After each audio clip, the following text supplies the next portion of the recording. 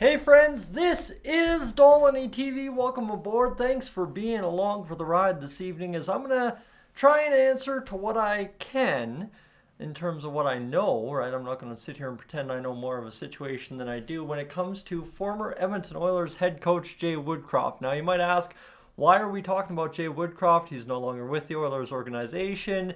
It's kind of irrelevant. We're at the end of the season. We're about to go to playoffs with Chris Knoblauch. Why are we talking?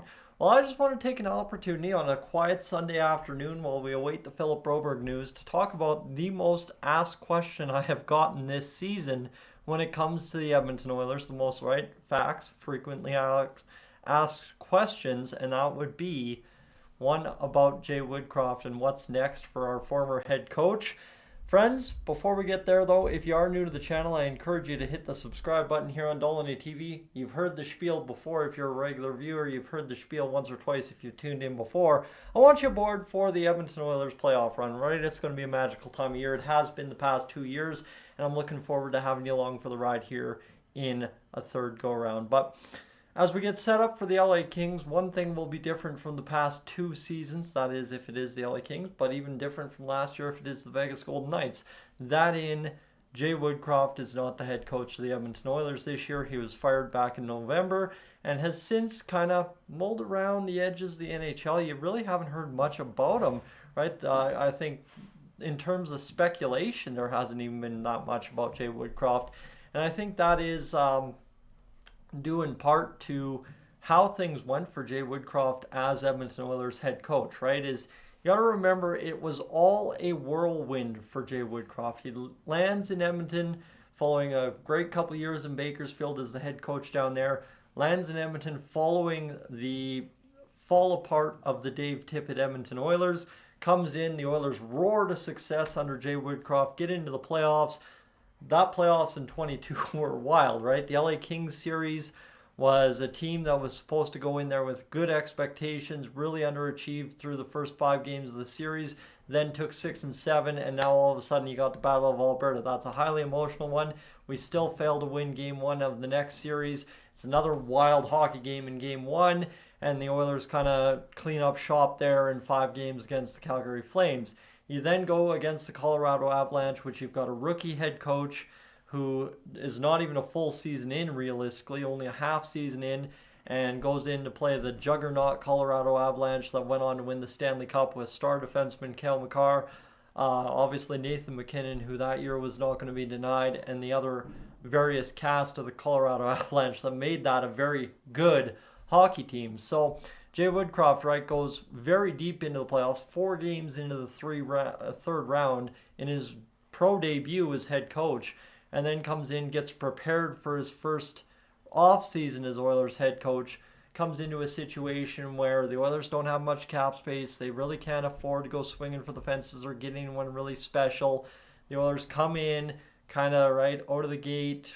Yeah, you know what? 2022, 2023 was an interesting year. You come along for the ride, you end up acquiring Matthias Ekholm, you end up acquiring Nick Bjugstad, you end up trading away Jesse Puljujarvi at the deadline. You roar to life towards the end of the season, which helped make Jay Woodcroft to that point one of the most winningest coach in Edmonton Oilers history, albeit a short span. And then all of a sudden you get into the playoffs and, right, you win against LA. You looked pretty decent doing it, right? We thought we were in pretty good shape. You get in against the Vegas series, and again, everything that anyone had critiqued Jay Woodcroft on through the first few playoff series, the first 4, became very evident against, similar to that Colorado team the year before, a Vegas team that just was not going to be denied, and the Edmonton Oilers, due to the roster limitations that have been placed on them throughout the regular season, just were not able, due to cap space, to really push through against a Vegas Golden Knights team that had the LTIR in favor, that just really was a bigger, faster, and stronger team on the ice at points in the series, and had a goaltender that wasn't in his rookie season that basically just denied us at every single turn once he entered the series, that being Adin Hill. So Jay Woodcroft comes into another offseason. The Oilers kind of, again, don't really do much, right? The biggest offseason addition was what? Connor Brown. And obviously, through the first few games of his tenure on the top line and top six for the Oilers, really did Jay Woodcroft no favors.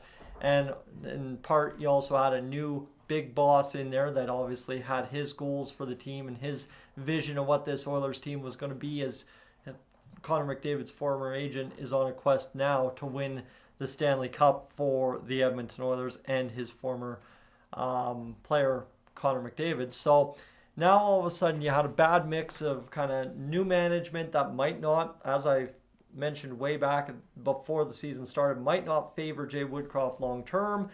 And obviously the results just weren't there. Jay Woodcroft ends up fired just a few weeks into November.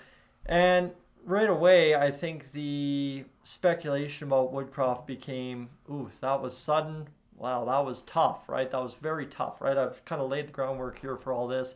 In terms of Jay Woodcroft has been all over the place in his tenure as Edmonton Oilers head coach.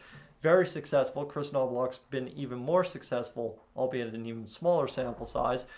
But the problem here for the Edmonton Oilers and Jay Woodcroft is what was a very good showing as first-time head coach turned very dark and sour very quickly in what was a cup or bust season. So I think for Jay Woodcroft, right, when you ask the question, what's next, what's happening, I think we'll have the answers to that probably next week or the week after, right? Is once this season comes to an end and all the teams take stock. Yes, I know every team fired head coaches, and Jay Woodcroft was available to whoever fired their head coach, and Jay Woodcroft never took a job. But again, you look at kind of how Jay rose to power with the Edmonton Oilers and kind of had his opportunity in the pros for the first time. I don't know necessarily if Jay Woodcroft was looking to go on another Edmonton Oilers adventure, right? Is a situation where he comes in as an interim and goes on and runs around and has a good old time, and then, right, all of a sudden the team underachieves the next season, out the door again you go, right? So I think really when you ask what's next for Jay Woodcroft, and me as an Edmonton Oilers fan who appreciated everything Jay Woodcroft did for the Bakersfield Condors as the years he was there. Obviously, he was part of teams prior with the Edmonton Oilers under Todd McClellan, and you think too to the few years he spent as Edmonton Oilers head coach and second most winningest coach currently, and we'll see what happens with Knobloch until he finishes his tenure.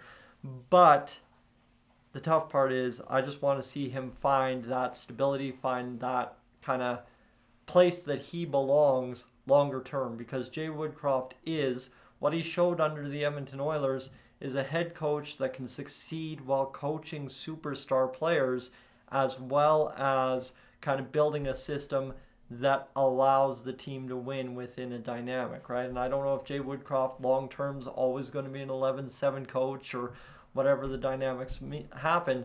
But I will tell you, Jay Woodcroft, from what I would gather based on everything we've looked at here in this video about his tenure as Edmonton Oilers head coach, is looking for a team that probably has cap space, probably has some guys that'll be leaving town, and probably has a kind of situation where it's stable, right? A place that he can really go in.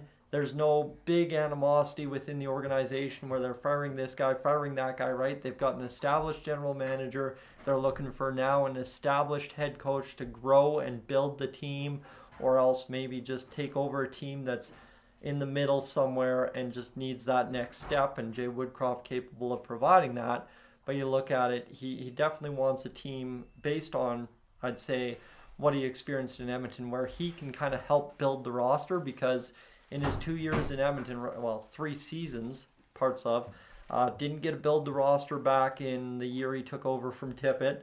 Obviously, cap space was a limitation in 22, and then obviously as well this past season, right, like there was cap space limitations all over the place, and the Oilers really didn't end up adding anyone. In fact, he subtracted 2 fan favorites in Klim Kostin and Kyler Yamamoto, and got Connor Brown, who in terms of Jay Woodcroft's tenure this season was a no-show. So now obviously that's different for Connor Brown, and that's not trying to come down on the guy and not say he got Jay Woodcroft fired, but when that's your biggest trade deadline or free agency acquisition, right, I think Jay Woodcroft would definitely be looking for his next job, a place that he can build some guys that he likes around the NHL into the roster, alongside the general manager. So we'll see what happens here, friends, but I'm looking forward to seeing what's next for my man Jay. As there's a video out there on the internet that's the line I said when he got hired when Dave Tippett was fired. So I'm looking forward to it, and obviously a guy that I will always cheer for long term unless the Oilers are facing him in the Stanley Cup final or somewhere in the playoffs. But we'll talk about that when that happens along the road down in the future. Friends, I'm Tyson. This is Dolynny TV. Thanks so much for being aboard. I am up on out of here.